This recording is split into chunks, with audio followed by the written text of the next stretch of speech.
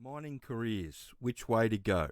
Welcome to Australian Mining for New Starters, and in today's video we're going to just talk about the craziness that's happened in the last couple of months around the world and what that's done to metal prices and what that means for careers moving forward and commodity prices overall.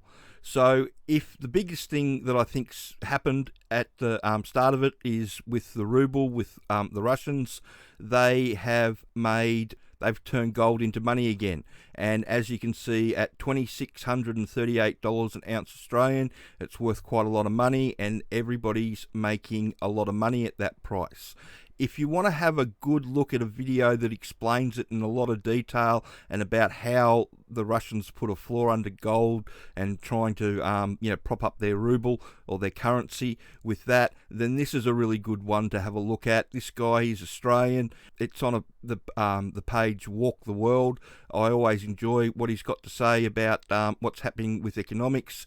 It's just straight information about how it all works. It's not a lot of opinion, which is good. And yeah, that'll clue you into what's going on with the ruble. But let's just say that, yeah, it's put a floor under gold and it's made gold money again.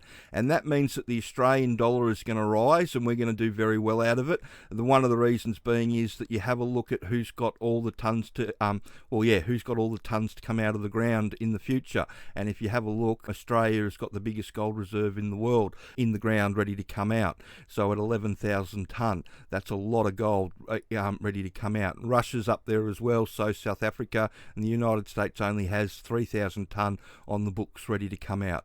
So that's what's going to strengthen the Australian dollar. As more people want gold, they're going to have to buy it in Australian dollars, and that's going to send the dollar up as we move forward again. But it's not just gold that's gone crazy, it's also everything to do with nickel and copper and all the electric vehicles and battery capacity around the world as everybody's going to this new green technology.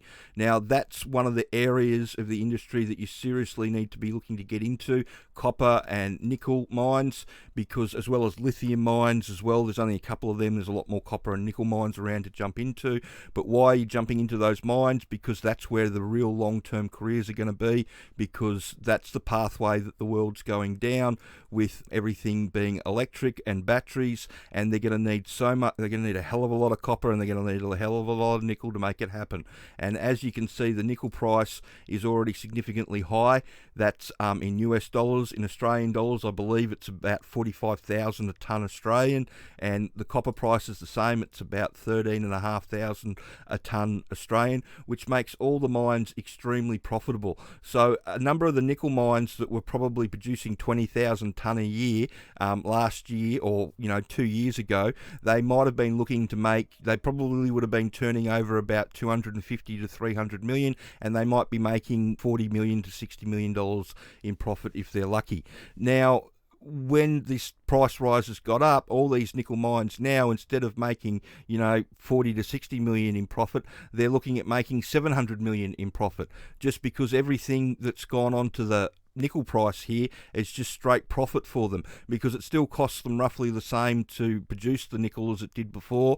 Even if you allow for maybe 10 or 20 million dollars more for the rise in oil and the rise in wages, or even 30 or 40 million dollars for that and the rise in wages, they're still making so much more money than they would have before, and it's literally being measured in hundreds of millions of dollars for some of these nickel mines.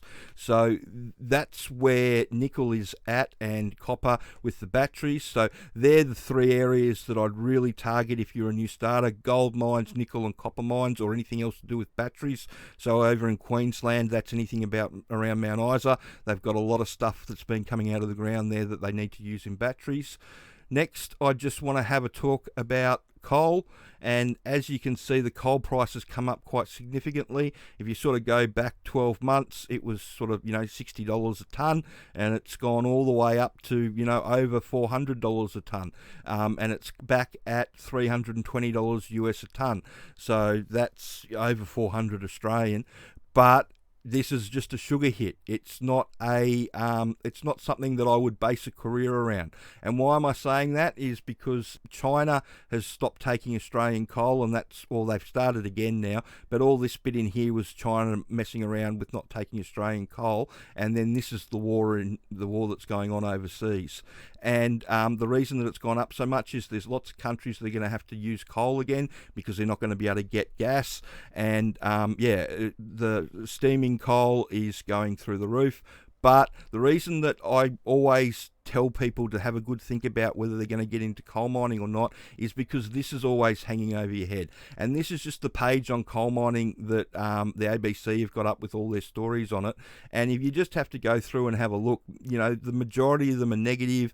The majority of them about they all need to be, all the coal mines need to be shut down, and how they're going to do it, and what they're going to try and do, and the dumpster fire of business as usual with Australian coal. Meet the young people, young Australians looking to end coal in their hometown. I mean, it's everywhere, unfortunately. It shouldn't be. Coal should be one of the most profitable things that we're doing with the high quality coal that we've got in the ground that is going to be burnt overseas. I think what people fail to realise sometimes is the fact that the countries that are using coal overseas, they want to use the high grade stuff that we've got in Australia because it burns a lot cleaner than the other stuff that's available to them. But if we don't send them our coal, they're just going to get the less or the dirtier coal from wherever they can, and they're going to put it through their power station. I think it's really naive to think that if we just stop selling them coal, they're going to go to a different power source. No, they're just going to go and grab the next best thing that they can, and that's going to be a lower grade of coal, and all that's going to do is add to the climate change. So I don't think people really think that one through. But that's one of the reasons why I wouldn't be having a go at coal. If you've got the choice of going hard rock underground or going into coal, I definitely head the hard rock route, just because this isn't going to stop. They're eventually going to come for your job, and they're eventually going to get your job, unfortunately. Next, we'll have a look at iron ore, and iron ore's back up again, which again, because of the war overseas, it did stabilise there for a little while. Most people expect it to go between $80 and $100 over the next 12 months. But the big thing that you need to understand about iron ore is that they've gone autonomous, or they're going autonomous in the majority of their mines. And the reason that they can go autonomous in the majority of their mines is because it's all strip mining operations, which means that they can control the driverless vehicles really easily, and they can meet the standards. You can't do that in a hard rock underground mine or a deep pit mine. You need to have exclusion zones when you use these driverless vehicles. You can have a look at the sponsors page on this. There's a number of videos, and there's lots of good information on the autonomous mining here. And that's the reason that I wouldn't go iron ore route, because they're trying to replace everybody. And again, once that iron ore price comes down a little bit more stable, they're really going to be on to trying to get everybody into driverless, and bringing the workforce down to Perth, because they're going to have to, they don't have to pay them anywhere near as much as they would have to pay them if they had the workforce on site. So that's what iron ore's up to. So if you have a look at the different careers available for you moving forward in mining, the areas that I would concentrate on is anything that you think is going to go into a battery, or anything that they do put into a battery, so all those metals, and gold. Gold's going to be one of those things that's probably going to put on a lot of money in the next 6 months as things shake out. But like I said in the video before, if you want to have a look at what's going on, then the Walk the World video here on what's just happened with the ruble and gold, that's a really good video to watch, and explains how the floor got put underneath it.